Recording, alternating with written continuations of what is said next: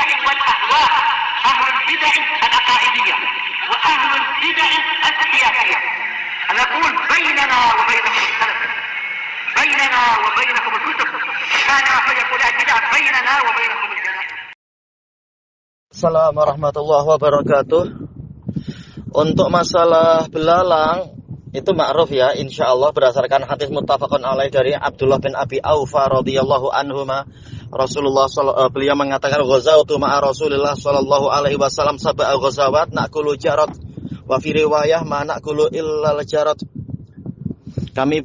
Saya ikut berperang bersama Rasulullah sallallahu alaihi wasallam dalam 7 peperangan. Kami memakan belalang. Dalam riwayat yang lain kami tidak memakan kecuali belalang. Menunjukkan belalang ini adalah halal.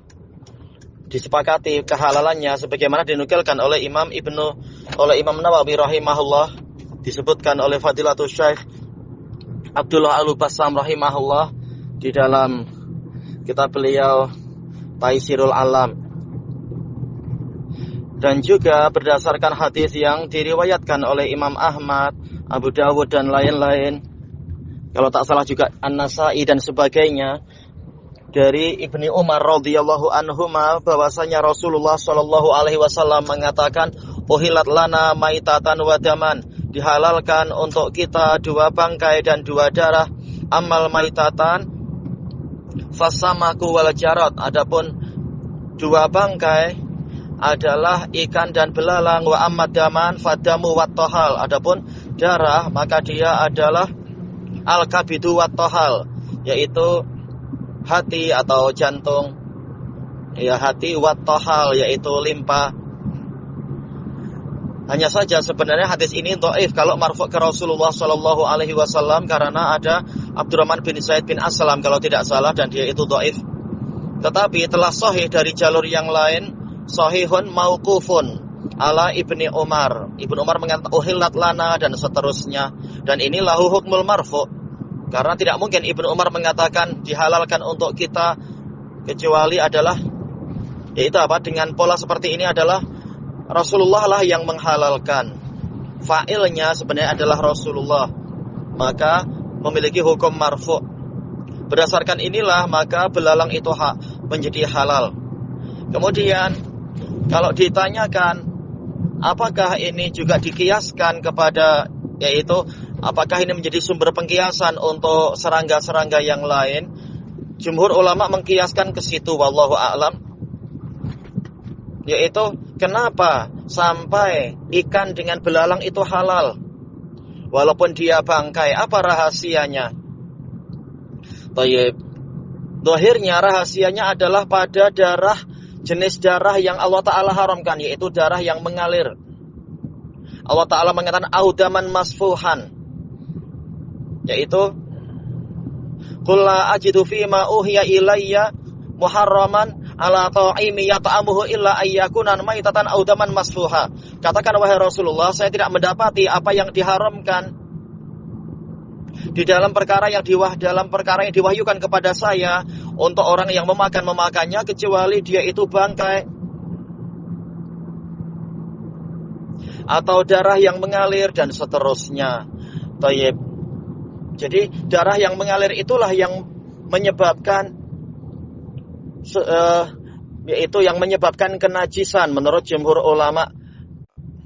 Makanya ketika hewan itu sudah disembelih dengan cara-cara yang syar'i, yaitu darah sudah mengalir keluar, maka kenajisannya menjadi hilang sehingga dagingnya jadi baik. Rasulullah mengatakan ma'an haraddam fakulhu, apapun benda yang mampu untuk menumpahkan darah, membuat darah jadi mengucur, mengalir, maka hasil dagingnya itu silakan kalian makan.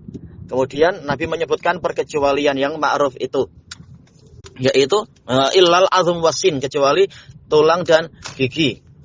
Intinya berarti memang ada pada darah yang mengalir.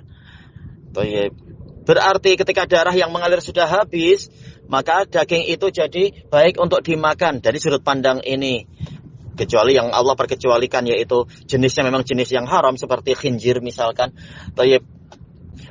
Kemudian ikan, sementara kita tahu ikan dengan belalang dia tidak memiliki darah mengalir. Jenisnya adalah darah yang peredaran darahnya adalah peredaran darah yang terbuka. Maka yang seperti ini menyebabkan mereka itu dihalalkan karena tidak ada darah mengalir. Thayyib. Kalau seperti itulah yang menjadi sebab keharaman, yaitu apa? Adanya darah yang mengalir, sementara ikan dan belalang tidak seperti itu. Taulah kita bahwasanya benda-benda yang darahnya tidak mengalir, yang jenis peredarannya adalah peredaran darah terbuka, insya Allah dia itu halal untuk dimakan. Ini kias yang sangat kuat dan insya Allah ini yang rojih. Ditambah lagi misalkan apa? Hadis Ibni Abbas radhiyallahu anhuma terkait dengan masalah penggunaan pemanfaatan kulit dari bangkai. Idza dubighal ihab faqat tahur. Apabila kulit bangkai itu telah dibak, yaitu apa? Telah disamak, maka dia telah suci. Kita tahu yang namanya penyamakan intinya adalah kata para fuqaha menghilangkan cairan-cairan yang ada di balik kulit hewan itu.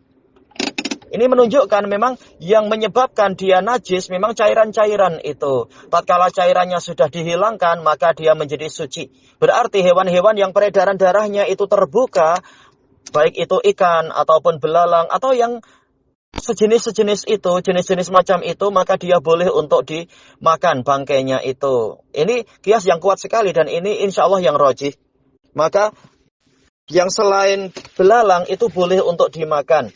Ya, asalkan dia karakternya, jenis karakter yang seperti itu, serangga-serangga yang seperti itu. Wallahu a'lam, walhamdulillahi rabbil alamin.